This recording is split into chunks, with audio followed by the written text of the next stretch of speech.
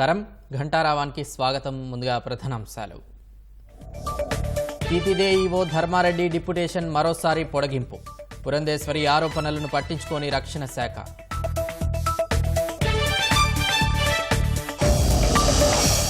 కడప కోటలో రసవత్రంగా మారిన రాజకీయం.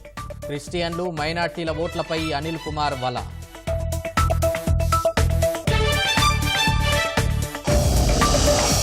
ప్రైవేటు భవనానికి జీవీఎంసీ అనధికారికంగా నీటిని తరలిస్తోంది.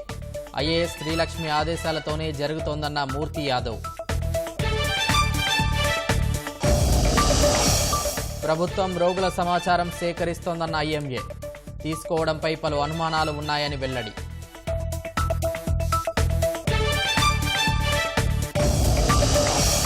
రెండవ దశ తర్వాత మోదీకి ఓటమి భయం పట్టుకుందన్న కాంగ్రెస్. నోట్ల రద్దు, ఎన్నికల బాండ్లు పెద్ద కుంభకోణాలని ఆరోపణ.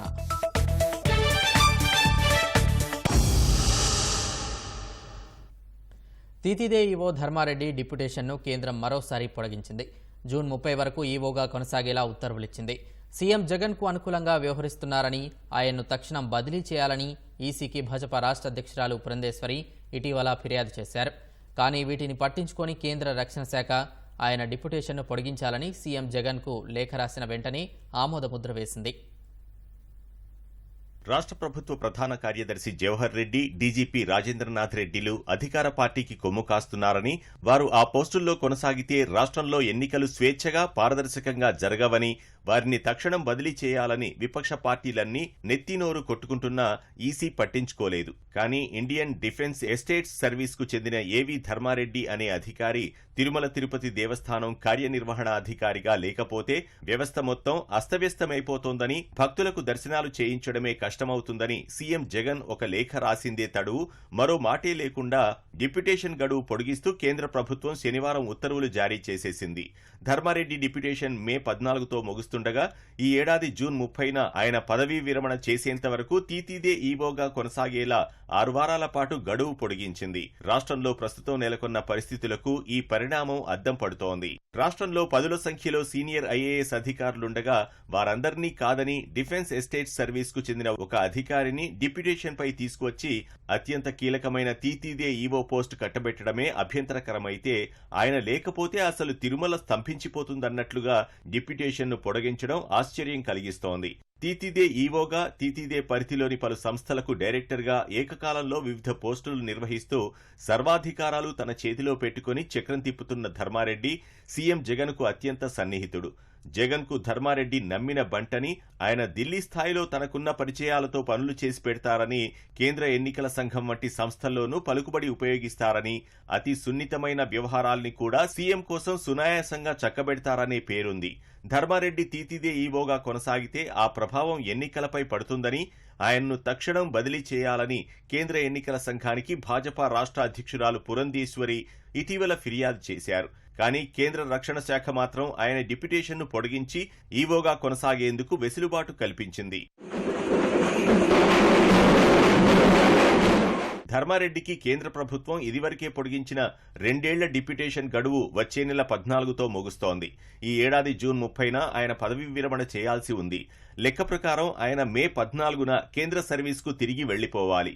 కానీ తన ఆత్మబంధువు లాంటి ధర్మారెడ్డిని వదులుకోవడానికి సిద్ధంగా లేని జగన్ జూన్ 30న ఆయన పదవీ విరమణ చేసేంత వరకు డిప్యుటేషన్ను పొడిగించాలని రక్షణ మంత్రి రాజ్నాథ్ సింగ్కు మార్చి 12న లేఖ రాశారు. తిరుమలలో ఏప్రిల్ నుంచి జూన్ వరకు భక్తుల రద్దీ అధికంగా ఉంటుందని, మే, జూన్ నెలల్లో సర్వదర్శనానికి 30 గంటల కంటే ఎక్కువ సమయం కూడా పడుతుందని అందులో పేర్కొన్నారు. అన్ని గంటల పాటు వేచి ఉండాల్సి రావడంతో భక్తులు తీవ్ర అసహనానికి గురవుతారు కాబట్టి వారికి ఆహారం, వసతి, రవాణా, వైద్య సదుపాయాలు కల్పించడంలో చాలా సున్నితంగా వ్యవహరించాల్సి ఉంటుందని సీఎం ఆ లేఖలో వెల్లడించారు. ధర్మారెడ్డి అయితేనే ఆ పనులు సజావుగా, సమర్థంగా చేయగలరని వివరించారు. కడపలో రాజకీయం రసవత్రంగా మారింది. రెండుగా విడిపోయిన వైఎస్ఆర్ కుటుంబ సభ్యులు ఎవరికి వారే ప్రచారంలో హోరెత్తిస్తున్నారు. 2019 ఎన్నికల్లో క్రిస్టియన్ల ఓట్లను వైకాపాకు వచ్చేలా కృషి చేసిన బ్రదర్ అనిల్ కుమార్ ఈసారి ఆ పార్టీకి వ్యతిరేకంగా ఓటర్లను ప్రభావితం చేసేలా చర్చిల్లో సమావేశాలు నిర్వహిస్తున్నారు. భార్య షర్మిలకు మద్దతుగా నిలిచేందుకు పాస్టర్లతో భేటీ అవుతున్నారు. సునీత కూడా షర్మిలకు ఓట్లు వేయాలని ప్రచారం చేస్తున్నారు. మరోవైపు వైకాపా అభ్యర్థులకు మద్దతుగా సీఎం జగన్ సతీమణి భారతి ఇంటింటికి తిరుగుతూ ఓట్లు అడుగుతున్నారు. మాజీ మంత్రి వివేక హత్య కేసు సీబీఐ చేతుల్లోకి వెళ్లిన తర్వాత దివంగత సీఎం వైఎస్ రాజశేఖర రెడ్డి కుటుంబం రెండుగా చీలిపోయింది. ఆయన కుమారుడు సీఎం జగన్, కుమార్తె షర్మిల 2 వర్గాలుగా విడిపోయి సార్వత్రిక ఎన్నికల్లో తలపడుతున్నారు. తన తండ్రి వైఎస్ వివేక హత్య కేసులో 5 ఏళ్లుగా న్యాయం జరగలేదని, అందుకు జగనే కారణమంటూ ప్రజాక్షేత్రంలోకి షర్మిలతో కలిసి సునీత రంగంలోకి దిగారు. న్యాయం, ధర్మం నినాదంతో ఎన్నికల్లో తలపడటానికి వారిద్దరూ సిద్ధమయ్యారు. కడప ఎంపీ స్థానానికి షర్మిల కాంగ్రెస్ పార్టీ నుంచి తలపడుతుండగా వైకాపా నుంచి సీఎం జగన్ వైఎస్ అవినాష్ రెడ్డిని రంగంలోకి దింపారు. వివేక హత్య కేసులో నిందితుడిగా ఉన్న అవినాష్ రెడ్డిని రక్షించడమే కాకుండా తిరిగి అభ్యర్థిగా రంగంలోకి దింపడాన్ని జీర్ణించుకోలేని షర్మిల తన అన్న జగన్తో పాటు అవినాష్ రెడ్డిని ఢీకొట్టేందుకు సిద్ధమయ్యారు. ఇప్పటికే నియోజకవర్గంలో ఓసారి పర్యటించిన ఆమె పీసీసీ అధ్యక్షురాలి హోదాలో రాష్ట్ర వ్యాప్తంగా ప్రచారం చేస్తున్నారు. ప్రచారం పూర్తి కాగానే మే నెల 1న తిరిగి కడప నియోజకవర్గానికి చేరుకుని పోలింగ్ పూర్తయ్యే వరకు ఇక్కడే మకాం వెయ్యాలని నిర్ణయించారు. షర్మిలకు మద్దతుగా ప్రచారానికి రాహుల్ గాంధీ, తెలంగాణ సీఎం రేవంత్ రెడ్డి, కర్ణాటక ఉప ముఖ్యమంత్రి డీకే శివకుమార్ వేర్వేరు సమయాల్లో రానున్నట్లు కాంగ్రెస్ నేతలు ప్రకటించారు. ఇప్పటికే సునీత ఊరువాడ ప్రచారం చేస్తుండగా తాజాగా షర్మిల భర్త బ్రదర్ అనిల్ కుమార్ శనివారం నుంచి రంగంలోకి దిగారు.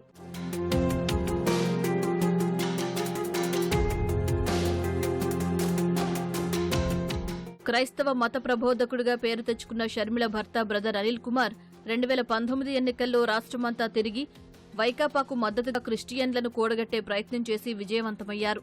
ఇప్పుడు ఆయనే వైకాపాకు వ్యతిరేకంగా క్రిస్టియన్ ఓటర్లను ప్రభావితం చేసేలా సమావేశాలు నిర్వహిస్తున్నారు. షర్మిలకు మద్దతుగా వైఎస్సార్ జిల్లాలో పాస్టర్లు క్రైస్తవులతో భేటీ అవుతున్నారు.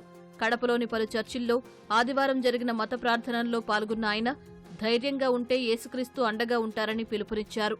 తన పార్టీ ఓట్లు చీలిపోతాయనే భయంతో ప్రత్యక్షంగా కాంగ్రెస్ పార్టీపైన, పరోక్షంగా షర్మిలపై ఈ నెల 25న పులివెందుల సభలో సీఎం జగన్ బహిరంగంగా విమర్శలు చేశారు.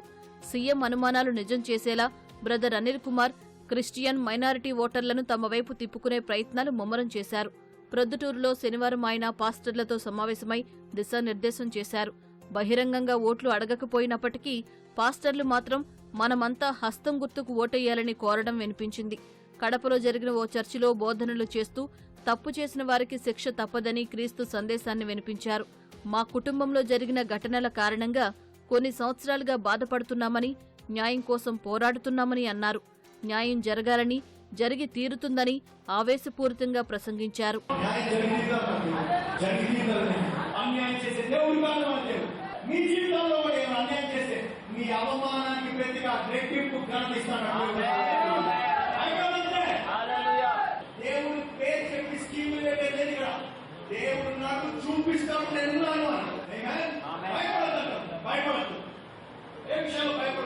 షర్మిలకు మద్దతుగా పులివెందుల మండలంలో ఆదివారం వివేక కుమార్తె సునీత కాంగ్రెస్ పార్టీ తరపున ఎన్నికల ప్రచారం నిర్వహించారు. పెద్ద రంగాపురంలో ఆమె ప్రచారాన్ని వైకాపా కార్యకర్తలు అడ్డుకునే ప్రయత్నం చేశారు. వివేక హత్య గురించి ఇక్కడ మాట్లాడవద్దని వైకాపా కార్యకర్తలు ఆందోళన చేపట్టగా వారికి ధీటుగా సునీత సమాధానమిచ్చారు. ఎందుకు వివేక హత్య గురించి మాట్లాడకూడదంటూ తీవ్రంగా హెచ్చరించారు. దీంతో పోలీసులు స్పందించి వైకాపా కార్యకర్తలను అక్కడి నుంచి తీసుకెళ్లిపోయారు. ఎందుకు కేసు గురించి మాట్లాడకూడదు? అన్యాయం జరిగింది, ఎందుకు మాట్లాడకూడదు? మీ ఇంట్లో అన్యాయం జరిగితే మాట్లాడరా? మాట జాగ్రత్త. అన్న, అక్క, నేను మాట్లాడిన దాంట్లో ఏమైనా తప్పుందా? లేదు. న్యాయం అడగంలో ఏమైనా తప్పుందా? దయచేసి మళ్ళీ వేడుకుంటున్నాను. 5 సంవత్సరాలుగా పోరాడుతున్నా. దయచేసి మన వివేకం సార్కి న్యాయం జరిపించండి. మనందరి కోసం కష్టపడ్డాడు. జీవితాంతం ఇక్కడే ఉండి మనందరి కోసం కష్టపడ్డాడు. మరోవైపు సీఎం జగన్ సతీమణి భారతి పులివెందుల నియోజకవర్గంలో ఆదివారం వైకాపా తరపున ఎన్నికల ప్రచారం ప్రారంభించారు. తొండూరు మండలం యనగనూరులో ఇంటింటి ప్రచారం చేపట్టగా ఆమె వెంట అవినాష్ రెడ్డి సతీమణి సమత ఉన్నారు. సమత తొలిసారిగా ఎన్నికల ప్రచారానికి వచ్చారు. ఫ్యాను గుర్తుకు ఓటేసి ఎమ్మెల్యేగా జగన్, ఎంపీగా అవినాష్ రెడ్డిని గెలిపించాలని అభ్యర్థించారు. విశాఖలో కోట్లాది రూపాయల అవినీతి జరుగుతోందని, ఇందులో ఐఏఎస్ అధికారుల పాత్ర ఉందని జనసేన కార్పొరేటర్ పీతల మూర్తి యాదవ్ ఆరోపించారు. ఇనార్బిట్ మాల్ నిర్మాణ పనులకు 3 నెలలుగా జీవీఎంసీ నీటిని తరలిస్తోందన్నారు. రాష్ట్ర మున్సిపల్ విభాగం ప్రిన్సిపల్ కార్యదర్శి శ్రీ లక్ష్మి ఆదేశాల మేరకే కోట్ల రూపాయల విలువైన నీటిని జీవీఎంసీ అధికారులు అనధికారికంగా తరలించినట్లు చెప్పారు. ప్రజలు పన్నుల రూపంలో చెల్లించిన నిధులను ఐఏఎస్లు కైంకర్యం చేస్తున్నారని ఆరోపించారు. నెలకు ₹1,00,000 అద్దెకు వచ్చే భవనానికి ఏకంగా 20 లక్షలు జీవీఎంసీ చెల్లిస్తుందని విమర్శించారు. విశాలాక్ష నగర్ లో ఉన్నటువంటి ఒక భవనం జీవీఎంసీ గెస్ట్ హౌస్ కింద అద్దె తీసుకుంది. ఎవరి పేరు ఉందండి? పోలా అమరావతి. పోలా అమరావతి ఎవరండి? పోలా భాస్కర్ వాళ్ళ భార్య. పోలా భాస్కర్ గారు ఎవరండి? ఒక ఐఏఎస్ అధికారి. ఈ యొక్క బిల్డింగ్ లోని ఎవరు అక్కడ నివసించారు, అక్కడ ఆ గెస్ట్ హౌస్ లో దానికి నెలకి 20 లక్షలు, 15 బెడ్రూమ్లు, పన్ను కడుతుంది వచ్చి 2,700 హాఫ్ ఇయర్లీ ఒక ఫ్లోర్ కి. అంటే మొత్తం కలిపి హాఫ్ ఇయర్లీకి 15,000 కూడా పన్ను లేదు. జీవీఎంసీకి 15,000 పన్ను కట్టే బిల్డింగ్ కి నెలకి 20 లక్షలు బిల్డింగ్ రెంట్ అంటే మరి వైఎస్ శ్రీలక్ష్మి గారు ఆదేశాల మేరకే వాళ్ళ పంపకాల్లో భాగంగానే ఖాళీ బిల్డింగ్లకి జీవీఎంసీ నుంచి అద్దె తీసుకొని వీరు డబ్బులు పంచుకుంటారన్నమాట. ఇది వాస్తవం కాదా అని చెప్పి అడుగుతా ఉన్నాం మేము. వైద్యం కోసం ఆసుపత్రులకు వెళ్లే రోగుల సమాచారాన్ని రాష్ట్ర ప్రభుత్వం సేకరిస్తోందని, అలా ఎందుకు తీసుకుంటుందో చెప్పాలని భారత వైద్య మండలి జాతీయ అధ్యక్షుడు అశోకన్ ప్రశ్నించారు. ఆయుష్మాన్ భారత్ డిజిటల్ మిషన్ పేరుతో రోగుల సమాచారం సేకరించాలని ప్రభుత్వం అన్ని ఆసుపత్రులను బలవంతం చేయడం అనుమానాలకు తావిస్తోందని చెప్పారు. రోగికి సంబంధించిన కొన్ని వివరాలను గోప్యంగా ఉంచాల్సిన అవసరం ఉందని చెప్పారు. విజయనగరం ఇండియన్ మెడికల్ అసోసియేషన్ నూతనంగా నిర్మించిన భవనాన్ని ఆయన ప్రారంభించారు. Couple of issues which have been thrown up in Andhra Pradesh. One of the issue is the privacy of the medical documents of the patients, which have been violated in implementing Ayushman Bharat Digital Health Mission in all clinical establishments. మన Andhra Pradesh government డెఫినెట్గా మేము already కొన్ని demands ఇచ్చాము. ఆ డిమాండ్స్ను కూడా solve చేయమని అడిగాము. అదే యాక్ట్ నెంబర్ 11/2008, అలాగే single window registration for every 5 years, అలాగే డాక్టర్స్ ఎమ్మెల్సీ కూడా మా స్ట్రాంగ్ డిమాండ్. అందరం కూడా ఒకే ప్లాట్ఫామ్కి వచ్చాము. భవిష్యత్తులో మేము అందరం కలిసి మా ప్రాబ్లమ్స్ని సాల్వ్ చేసుకుని డెఫినెట్గా మంచి వైద్యం ఇవ్వడానికి మేము కృషి చేస్తామని మేము పత్రికాముఖం ద్వారా తెలియజేసుకుంటున్నాం. వైకాపా ప్రభుత్వానికి వ్యతిరేకంగా నిరుద్యోగులు రాష్ట్ర వ్యాప్తంగా ప్రచారం చేస్తున్నారు. నిరుద్యోగ ఐకాసా ఆధ్వర్యంలో చిత్తూరులో సభ నిర్వహించారు. ఉద్యోగాల భర్తీపై జగన్ తీరును ఐకాసా నేతలు ప్రజలకు వివరించారు. ఉపాధి కోసం యువత పొరుగు రాష్ట్రాలకు వెళ్తుందని చెప్పారు. ఏటా జాబ్ క్యాలెండర్ విడుదల చేస్తానన్న జగన్ మాట తప్పారని ఆగ్రహం వ్యక్తం చేశారు. ఎన్నికల్లో కూటమికి ఓటు వేసి చంద్రబాబును ముఖ్యమంత్రిని చేస్తే నిరుద్యోగ సమస్య తగ్గుతుందని ఐకాసా నేతలు అన్నారు. జగన్మోహన్ రెడ్డి గారు మీరు చెప్తున్నారు కదా 99.9% హామీలన్నింటినీ కూడా నెరవేర్చుకున్నామని చెప్పేసి, మరి జాబ్ క్యాలెండర్ విషయము మీరు ఎందుకు మాట్లాడట్లేదు? జాబ్ క్యాలెండర్ మీరు నెరవేర్చారా, ఇంప్లిమెంట్ చేశారా అని అడుగుతున్నాం. మెగా డిఎస్సి అని చెప్పేసి అన్నారు. మెగా డిఎస్సి ఏమైందని అడుగుతున్నాం. 6,500 ఎస్ఐ కానిస్టేబుల్ పోస్టులు ఏటా ఇస్తామన్నావు, ఆ హామీ ఏమైందని అడుగుతున్నాం. అదేవిధంగా గ్రూప్ 1, గ్రూప్ 2 పోస్టులు, ఇతర ఇంజనీరింగ్ పోస్టులు, ప్రైవేట్ పరిశ్రమలు తెస్తానన్నావు. ఏ ఒక్క హామీని కూడా నిలబెట్టుకోకుండా పూర్తిగా ఉద్యోగాలను భర్తీ చేయకుండా మళ్ళీ ఎన్నికలు వచ్చాయని ఇప్పుడు నిరుద్యోగుల ఓట్ల కోసం మళ్ళీ ఓట్లేందని అడుగుతున్నాడు. కృష్ణా జిల్లా గన్నవరం మండలం మెట్టపల్లిలోని ఓ మామిడి తోటలో పోలీసులు భారీగా మద్యం పట్టుకున్నారు. స్థానిక మామిడి తోటలో భారీగా గోవా మద్యం నిల్వలున్నట్లు పోలీసులకు వచ్చిన సమాచారంతో దాడులు చేసి 75 లక్షల విలువైన గోవా మద్యాన్ని స్వాధీనం చేసుకున్నారు. ఎన్నికల్లో పంపిణీ చేసేందుకు గోవా నుంచి దిగుమతి చేసుకున్నట్లు గుర్తించారు. మద్యం నిల్వ వెనుక ఎవరు ఉన్నారనే దానిపై పోలీసులు దర్యాప్తు చేపట్టారు. మద్యం విలువ సుమారు 75 లక్షలు ఉంటుందండి. బాక్సులు 1210 బాక్సులు, ఒక్కొక్క బాక్స్కు 48 నిప్పులు ఉంటాయి. బాటిల్స్లో 58,032 బాటిల్స్ సీజ్ చేయడం జరిగింది. ఇది సొంకో చెల్లించినట్టు ఇవ్వండి. ఇది నాన్ డ్యూటీ పీ లిక్కర్ అంటారు. ఎందుకంటే మన స్టేట్ లిక్కర్ కాదు, ఇది నాన్ డ్యూటీ పీ లిక్కర్. అంటే గోవాలో సొంకో చెల్లించి ఉంటారు, మన దగ్గర సొంకో చెల్లించారు. బిల్డింగ్ అంటే అండి ఇప్పుడు ఈ పర్పస్కే వాడినారని తెలుస్తుంది.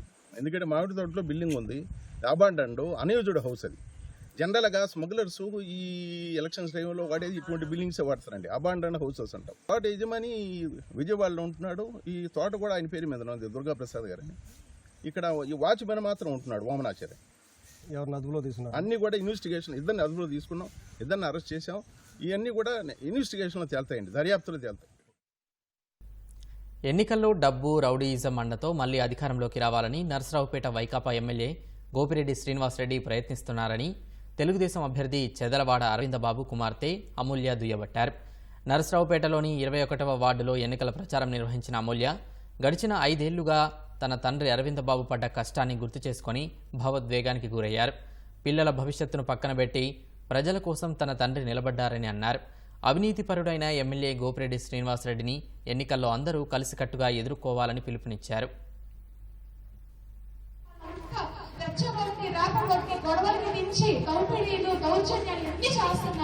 కోట్ల రూపాయల నష్టం జరిగిందండి ఆయనకి. ఎవరి కోసం నిలబడ్డాడండి? ఎవరి కోసం నిలబడింది? మీకోసం కాదు. పిల్లలైన నాకు మా తమ్ముడికి ఒక భవిష్యత్తు లేకుండా చేశారు. మేము ఒక మాట అడగలేదు ఇప్పటికీ ఆయన. అయినా కూడా మీరు భారత ప్రభుత్వం ఏం చేయలేమండి. అంతేకాదు ఈ రాక్షస ప్రభుత్వాన్ని గద్దె దించాలి. ఇప్పుడు ఇది చాలా క్రూషియల్ టైం మనకి. ఇప్పటికీ కూడా వాళ్ళు దాడి ఆపలేదు అంటే రేపు ఎలక్షన్ రోజు కూడా వాళ్ళు దాడి చేయడానికి రెడీగా ఉన్నట్టు సంకేతం ఇది.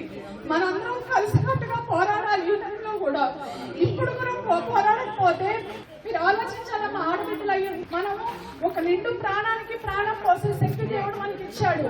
ఎవ్వరూ భయపడద్దు, ఎవరికి భయపడే అవసరం లేదు. మనమేంటి ఆడబిడ్డలము చెంగు కట్టుకొని నంగా మైకెత్తి పిడికిలు బట్టి ఒక్క చాచి మొహం మీద ఒక్కటి మేము డాక్టర్స్ వృత్తిలో ఉండి పేషెంట్స్ నాడి పట్టుకొని వైద్యం చేసే వాళ్ళం.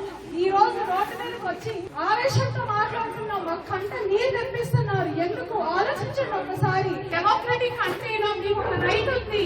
మీకు నచ్చిన వాళ్ళని మీరు ఓటేసుకునే రైట్ ఉంది. విశాఖ లోక్సభ పరిధిలోని కూటమి అభ్యర్థులందరినీ గెలిపించాలని యాదవ సమైక్య తీర్మానించింది. యాదవులకు ఉత్తరాంధ్రకు ఒట్టి చేయి చూపించిన వైకాపా అహంకారానికి బుద్ధి చెప్పాలని నేతలు నిర్ణయించారు. ఎన్నికల్లో సీట్ల కేటాయింపు విషయంలో యాదవులకు వైకాపా అన్యాయం చేసిందని వారు ధ్వజమెత్తారు. ఎట్టి పరిస్థితిలో వైకాపాకు ఓటు వేయబోమని యాదవ సమైక్య నేతలు స్పష్టం చేశారు. విశాఖ జిల్లాలో ఉన్న యాదవులందరూ కూడా ఏదైతే ఉమ్మడి అభ్యర్థుల్ని గెలిపించాలనే ఆలోచనతోటి ఈరోజు ఇక్కడ సమావేశపరిచాం. ఎంపీ అభ్యర్థి శ్రీభర్త గారిని, అలాగే 7 నియోజకవర్గాల ఎమ్మెల్యే అభ్యర్థులు కూడా, అలాగే బీజేపీ అభ్యర్థిని, జనసేన అభ్యర్థిని, 5 తెలుగుదేశం పార్టీ అభ్యర్థులు కూడా గెలిపించడానికి యాదవ్ సంఘాలన్నీ కూడా ఏకోన్ముఖంగా తీర్మానించడం జరిగింది. యాదవుడు అన్నాడు వైఎస్ఆర్ కాంగ్రెస్ పార్టీకి ఒక ఓటు పడవు. ఇవాళ ఆ పార్టీ ఎవరికైనా ఉపయోగపడిందంటే ఆ ఎంఈవి గారికి తప్ప ఇంకొక ఉపయోగపడదు. వైఎస్ఆర్ కాంగ్రెస్ పార్టీ ప్రతి ఒక్క యాదవుడు 1000 మందితో సమానంగా పనిచేసి వాడిని చిత్తుగా ఓడించాలని ఈ రాష్ట్రంలో ఉన్న ఒక యాదవుడు ఒక్క ఓటు కూడా వైఎస్ఆర్ కాంగ్రెస్ కి వేయొద్దని చెప్పేసి నేను మనస్ఫూర్తిగా ప్రతి ఒక్కరిని కోరుకుంటున్నాను. మన అభ్యర్థులతో పాటు మనకి ఒక మంచి చేసే ఒక పార్టీని కూడా మనం ఈ రోజు తెలుగుదేశం పార్టీని కూడా గుర్తు పెట్టుకుని ఆ అభ్యర్థులను కూడా గెలిపించుకోవాల్సిన బాధ్యత మన అందరి బుధస్కంధాల మీద మోస్తూ మనం ముందుకు తీసుకుని వెళ్ళాల్సిందిగా మిమ్మల్ని అందరూ కూడా సవినయంగా వేడుకుంటూ మెజారిటీ ఇవ్వాలి, అది గుర్తుపెట్టుకోండి. ఎన్నికల కోడ్ వచ్చినా వైకాపా నాయకుల అరాచకాలు ఆగడం లేదు. అనంతపురం జిల్లా కుందుర్పి మండలం వడ్డపాళ్యంలో తెలుగుదేశం ప్రచార రథంపై వైకాపా మూకలు రాళ్లదాడి చేశాయి. స్థానిక కూటమి ఎమ్మెల్యే అభ్యర్థి సురేంద్రబాబు నాయకులతో కలిసి ప్రచారం నిర్వహిస్తుండగా వైకాపా మూకలు దాడికి పాల్పడ్డారు. ఈ ఘటనలో ఓ బాలుడి తలకు గాయాలయ్యాయి. గాయపడిన బాలుడికి కూటమి ఎమ్మెల్యే అభ్యర్థి సురేంద్రబాబు చికిత్స చేయించారు. ప్రతిపక్ష నేతల ప్రచారాన్ని అడ్డుకునేందుకు యత్నిస్తున్న వైకాపా ప్రభుత్వానికి కాలం చెల్లిందని సురేంద్రబాబు మండిపడ్డారు. ఘటనపై ఎస్పీకి ఫిర్యాదు చేసినట్లు చెప్పారు. మనం ఇలాంటి చర్యలు ప్రోత్సహించేది ఒక వైఎస్ఆర్ సంబంధించిన పార్టీ నాయకులను తెలియజేస్తున్నాం. ఇలాంటి చర్యలకు భయపడే ప్రసక్తి లేదు. మనం కూడా వాళ్ళని తీర్పుగా ఎదుర్కొందాం. వాళ్ళు ఏదైతే ఉన్నారో ఈ పిరిగిమందే చర్యగా మనం చూడాల్సిన ఉంది. పోస్టల్ బ్యాలెట్ సెంట్రల్ ఎక్స్చేంజ్ కార్యక్రమంలో భాగంగా తొలి విడతలో 80,111 ఫారం 12లు, 10,123 ఫారం 12Dలు మార్పిడి చేసుకున్నట్లు రాష్ట్ర ఎన్నికల ప్రధానాధికారి కార్యాలయం తెలిపింది. ఎన్నికల విధుల్లో ఉన్న రెగ్యులర్ ఉద్యోగులు ఫారం 12ను, అత్యవసర సేవలు అందించే ఉద్యోగులకు ఫారం 12D ద్వారా పనిచేసే జిల్లాల్లోనే పోస్టల్ బ్యాలెట్ సదుపాయం కల్పించేలా ఈ బ్యాలెట్ మార్పిడి ప్రక్రియను చేపట్టారు. తొలి విడతలో దాదాపు 90,000 పైచిలకు ఖాళీ పోస్టల్ బ్యాలెట్ ఫామ్ మార్పిడి చేసినట్టు సీఈఓ కార్యాలయం స్పష్టం చేసింది. సెంట్రల్ ఎక్స్చేంజ్ కార్యక్రమంలో 26 జిల్లాలకు చెందిన పోస్టల్ బ్యాలెట్ నోడల్ అధికారులు పాల్గొని బ్యాలెట్లను మార్పిడి చేసుకున్నారు. ఖాళీ పోస్టల్ బ్యాలెట్లను సంబంధిత ఉద్యోగులకు అందజేసి ఆయా ఉద్యోగులు ఓటు వేసిన తదుపరి మళ్లీ ఆ పోస్టల్ బ్యాలెట్లను మే 10వ తేదీన తిరిగి సెంట్రల్ ఎక్స్చేంజ్ కార్యక్రమం ద్వారా ఆయా జిల్లాలకు పంపించనున్నారు. తొలి విడత సెంట్రల్ ఎక్స్చేంజ్ కార్యక్రమంలో ఫారం 12లకు సంబంధించి అత్యధిక మొత్తంలో విశాఖపట్నం జిల్లా నుంచి 5,625 దరఖాస్తులు, అత్యల్పంగా అల్లూరి సీతారామరాజు జిల్లా నుంచి 969 దరఖాస్తులు వచ్చాయి. ఫారం 12డీలకు సంబంధించి అత్యధిక మొత్తంలో 999 దరఖాస్తులు, పల్నాడు జిల్లా నుంచి అత్యల్పంగా 25 దరఖాస్తులు శ్రీకాకుళం జిల్లా నుంచి వచ్చాయి. జనసేన పార్టీకి కామన్ సింబల్గా గ్లాస్ గుర్తును కేటాయిస్తూ ఎన్నికల సంఘం ఆదేశాలు జారీ చేసింది. ఈ మేరకు అన్ని జిల్లా కలెక్టర్లకు కామన్ సింబల్ కేటాయింపుపై రాష్ట్ర ఎన్నికల ప్రధానాధికారి ముఖేష్ కుమార్ మీనా ఆదేశాలు ఇచ్చారు.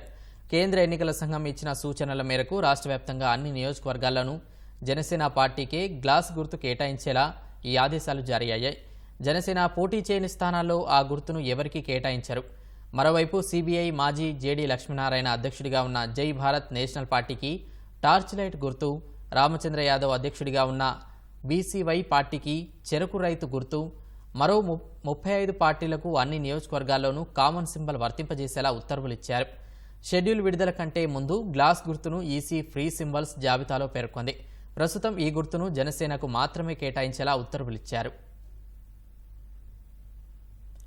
వైకాపా పాలనలో దళితులకు సంబంధించిన 27 సంక్షేమ కార్యక్రమాలను రద్దు చేశారని తెలుగుదేశం జాతీయ ప్రధాన కార్యదర్శి నారా లోకేష్ ధ్వజమెత్తారు. మంగళగిరిని నెంబర్ 1గా మార్చాలన్న యువనేత లోకేష్కు మద్దతుగా వైకాపా నేత షేక్ అక్రమ్ 200 మంది అనుచరులతో తెదేపాలో చేరారు.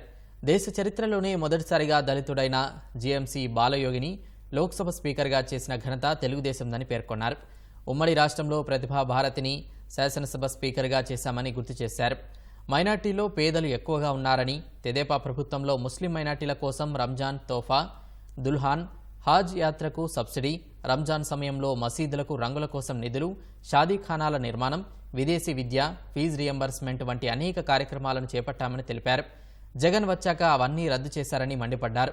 అధికారంలోకి వచ్చిన వెంటనే ఇస్లామిక్ బ్యాంక్ ఏర్పాటు చేసి పేద ముస్లింలకు సబ్సిడీ రుణాలు అందజేస్తామని హామీ ఇచ్చారు. దుగ్గిరాల మండలం శృంగారపురంలో పలువురు తెదేపాలో చేరారు. పార్టీలో చేరిన వారందరికీ పసుపు కండువాలు కప్పి సాధారణంగా ఆహ్వానించారు.